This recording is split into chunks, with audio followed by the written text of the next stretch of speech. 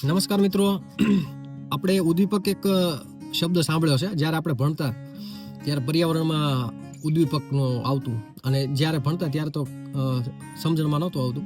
પણ હવે ધીમે ધીમે આપણી સમજણ શક્તિ વધતી જાય છે, વાંચન વધતું જાય છે, તો આપણને ખ્યાલ આવે છે કે ઉદ્દીપક એટલે શું. ઉદ્દીપક આપણા સારા ભવિષ્યના નિર્માણ માટે ખૂબ જ જરૂરી છે. ઉદ્દીપક એટલે આપણે એક ઉદાહરણ તરીકે સમજવું હોય તો આપણને કોઈ સગાવાલા, ઉદ્દીપકનું કામ કોણ કરે છે? સગાવાલા કરે છે, મિત્રો કરે છે, અને કોઈ અન્ય વ્યક્તિ પણ કરે છે. કઈ રીતે? માનો કે તમારા સગાવાલામાંથી કોઈ તમને એક મેણું મારે કે ભાઈ તારું કામ નહીં, આ કામ કરવું, કે તારી ઓકાત નથી, ત્યારે ખરેખર દિલથી લાગી આવે ને આપણે એને કરી બતાવીએ છીએ. તો એ જે આપણા રિલેટિવ છે એને ઉદ્દીપકનું કામ કર્યું છે. પ્રોસેસમાં ભાગ નથી લેતા, પણ પ્રોસેસને ઉત્તેજક બનાવી છે.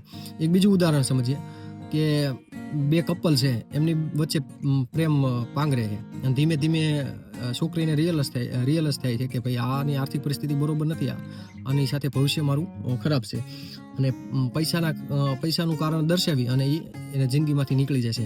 ત્યારે આ છોકરાને એવું થાય છે કે આને હવે કરી બતાવીશ, અને એ સારો એવો બિઝનેસમેન બને છે અને ભવિષ્યમાં સારો એવો ગ્રો કરે છે. તો આ છોકરીએ છે એને ઉદ્દીપકનું કામ કર્યું છે.